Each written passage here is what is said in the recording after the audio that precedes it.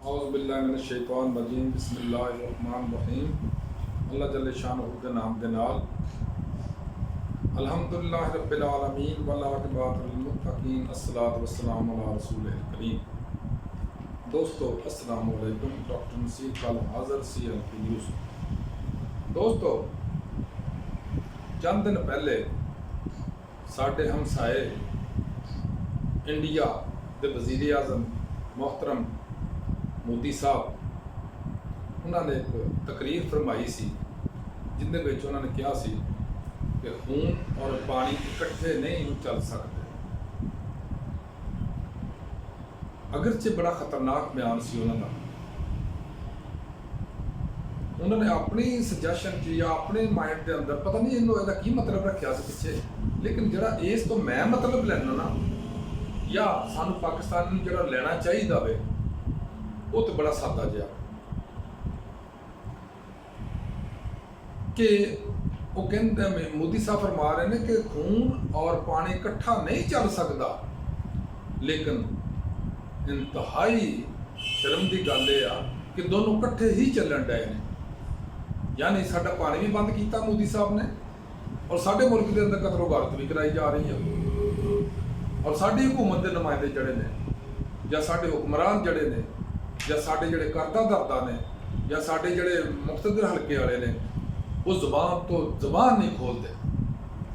पता नहीं मोदी का कितना डर है इन्हों, मोदी का की खौफ है इन्हों, मोदी तो की इन्हों खतरा रहता है अल्लाह जाने। हालांकि साडी एयरफोर्स साडे बच्चे उन्होंने वो चटनी बनाई इन्हों की मोदी साहब की एयरफोर्स की जिदा उन्होंने को जवाब ही कोई नहीं बनता, लेकिन इसके बावजूद साढ़े अंदरों खौफ क्यों नहीं जाता मेरी समझ तो बाहर, और खुसूसन इस हुकूमत। दोस्तों मोदी साहब फरमाते सी कि खून और पानी इकट्ठा नहीं चल सकता, लेकिन दोनों इकट्ठे चलन डे।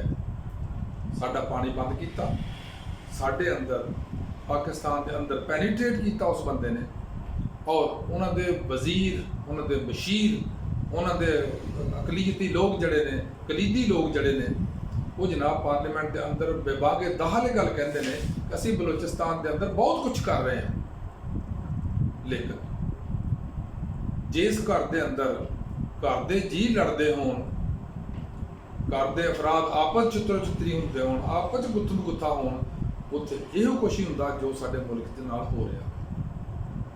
क्यों?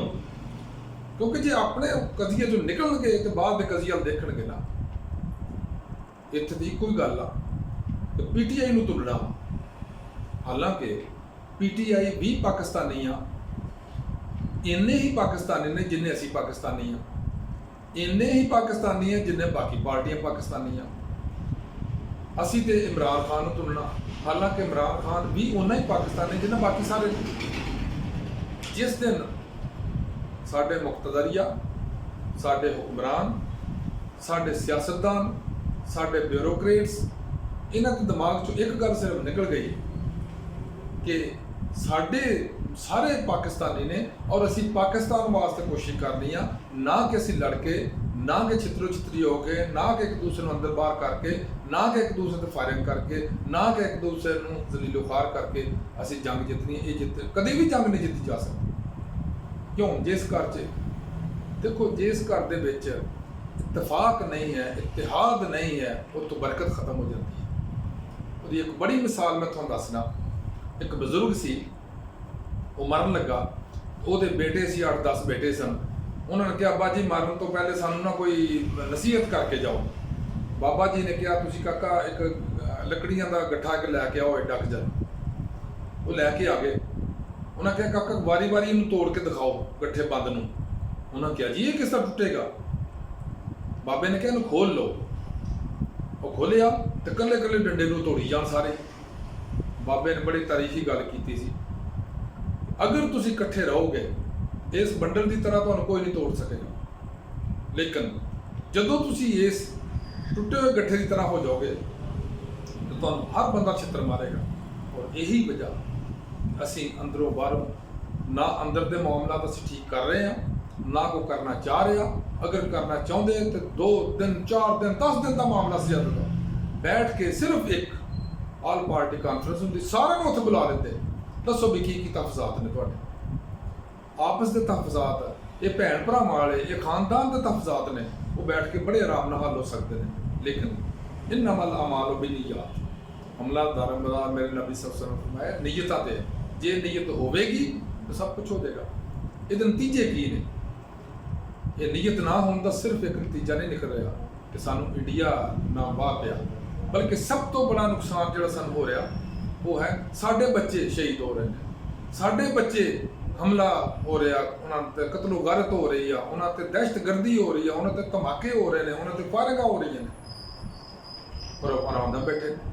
ਸਾਡੀ ਇੰਟੈਲੀਜੈਂਸ ਨੂੰ ਇਸ ਮਾਮਲੇ 'ਚ ਆ ਕੇ ਸੋਚਣਾ ਚਾਹੀਦਾ ਕਿ ਅਸੀਂ ਜਿਹੜਾ ਜ਼ੋਰ ਇੱਧਰ ਉੱਧਰ ਲਗਾ ਰਹੇ ਹਾਂ, ਅਸੀਂ ਇਹਨਾਂ ਨੂੰ ਕਿਉਂ ਨਹੀਂ ਰੋਕਦੇ ਜਿਹੜੇ ਦਹਿਸ਼ਤਗਰਦ ਆਉਂਦੇ ਨੇ, ਜਿਹੜੇ ਦਹਿਸ਼ਤਗਰਦੀ ਕਰ ਰਹੇ ਨੇ।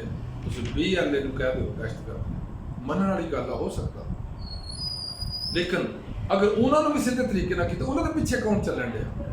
BLA ਦੇ ਦਹਿਸ਼ਤਗਰਦ ਜਿਹੜੇ ਨੇ, ਅਗਰ ਉਹਨਾਂ ਨੂੰ ਪਕੜਿਆ ਜਾਏ, ਉਹਨਾਂ ਨੂੰ ਤਹਿਕੀਕ ਕੀਤੀ ਜਾਏ ਕਿ ਉਹਨਾਂ ਨੂੰ ਫਾਈਨਾਂਸਿੰਗ ਕਿੱਥੋਂ ਹੁੰਦੀ ਹੈ। ਦੇਖੋ ਨਾ, ਬੜੀ ਸਾਦਾ ਜੀ ਗੱਲ ਆ, ਉਹਨਾਂ ਦੇ ਆਖਰ ਘਰ ਨੇ, ਉਹਨਾਂ ਦੇ ਮਾਂ-ਬਾਪ ਨੇ, ਭੈਣ ਭਰਾ ਨੇ, ਉਹਨਾਂ ਨੂੰ ਤਾਂ ਰਿਸੋਰਸ ਆਫ ਇਨਕਮ ਹੋਏਗਾ ਨਾ, ਕੋਈ ਸੋਰਸ ਕਿਤੋਂ ਆਉਂਦੀ ਹੈ ਨਾ, ਇਹ ਵੇਖਦੇ ਉਹ ਆਮਦਨੀ ਕਿੱਥੋਂ।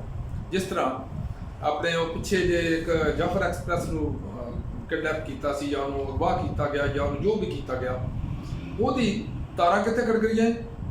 ਅਫਗਾਨਿਸਤਾਨ 'ਚ। ਅਫਗਾਨਿਸਤਾਨ 'ਚ ਕੌਣ ਬੈਠਾ ਸੀ?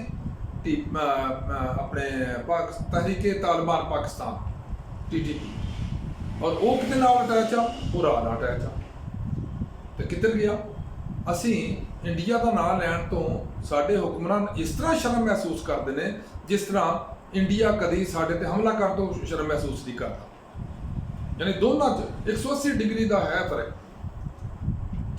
ਕੱਲ ਦੀ ਗੱਲ ਆ, ਚੰਦ ਘੰਟੇ ਪਹਿਲੇ ਸਾਡੇ ਬੱਚੇ ਜਿਹੜੇ, ਸਾਡਾ ਦੀਨ ਜਿਹੜਾ, ਉਹ ਕਿਸੇ ਬੱਚੇ ਨੂੰ, ਕਿਸੇ ਔਰਤ ਨੂੰ, ਕਿਸੇ ਬਜ਼ੁਰਗ ਨੂੰ, ਬਲਕਿ ਕਿਸੇ ਇਨਸਾਨ ਨੂੰ ਮਾਰਨ ਦਾ ਕਦੀ ਸੋਚ ਵੀ ਨਹੀਂ ਸਕਦੇ। ਲੇਕਿਨ ਇਹ ਪਤਾ ਨਹੀਂ ਇੰਡੀਆ ਦਾ ਕਿਹੜਾ ਮਜ਼ਹਬ ਆ ਕਿ ਉਹ ਛੋਟੇ ਛੋਟੇ ਬੱਚਿਆਂ ਦੇ ਉੱਤੇ ਦਹਿਸ਼ਤਗਰਦੀ ਕਰਵਾ ਰਿਹਾ। ਕੱਲ ਬੱਚਿਆਂ ਦੀ ਵੈਨ ਦੇ ਉੱਤੇ ਜਾਂ ਬੱਸ ਦੇ ਉੱਪਰ ਸੁਈਸਾਈਡਲ ਧਮਾਕਾ ਕਿਸੇ ਨੇ ਕੀਤਾ। ਕਿੰਨੇ ਕੀਤਾ?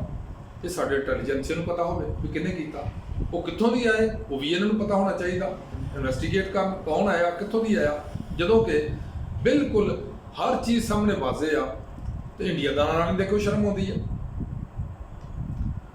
ਮੈਂ ਅਰਜ਼ ਕਰਨਾ ਕਿ ਦੁਨੀਆ ਦੇ ਅੰਦਰ ਸਭ ਤੋਂ ਬੜਾ ਦਹਿਸ਼ਤਗਰਦ ਜਿਹੜਾ, ਉਹ ਨਾ ਸਿਰਫ ਇਸਰਾਈਲ ਦਾ ਨਤਨਯਾਹੂ ਆ, ਬਲਕਿ ਸਭ ਤੋਂ ਬੜਾ ਦੁਨੀਆ ਦੇ ਅੰਦਰ ਦਹਿਸ਼ਤਗਰਦ ਜਿਹੜਾ, ਉਹ ਮੋਦੀ ਆ, ਜਿਨਨੇ ਇੰਗਲੈਂਡ ਦੇ ਅੰਦਰ, ਅਮਰੀਕਾ ਦੇ ਅੰਦਰ, ਆਸਟ੍ਰੇਲੀਆ ਦੇ ਅੰਦਰ, ਔਰ ਈਵਨ ਕੈਨੇਡਾ ਦੇ ਅੰਦਰ ਆਪਣੇ ਸ਼ਹਿਰੀਆਂ ਨੂੰ ਮਾਰਿਆ, ਔਰ ਫਾਲਸ ਫਲੈਗ ਆਪਰੇਸ਼ਨ ਮੁਲਕ ਦੇ ਅੰਦਰ ਕਰਕੇ, ਜਿਹਨੂੰ ਉਹ ਮੁਲਕ ਕਹਿੰਦਾ, ਹਾਲ ਉਹਦਾ ਮੁਲਕ ਨਹੀਂ ਹੈ, ਕਸ਼ਮੀਰ ਉਹਦਾ ਮੁਲਕ ਨਹੀਂ ਹੈ, ਉੱਥੇ ਕਾਬਜ਼ ਆ, ਉੱਥੇ ਆਪਣੇ ਬੰਦਿਆਂ ਨੂੰ ਮਾਰ ਕੇ ਉਹ ਪਾਕਿਸਤਾਨ ਤੇ ਦਹਿਸ਼ਤਗਰਦੀ ਕਰਨੀ ਸ਼ੁਰੂ ਕਰਤੀ।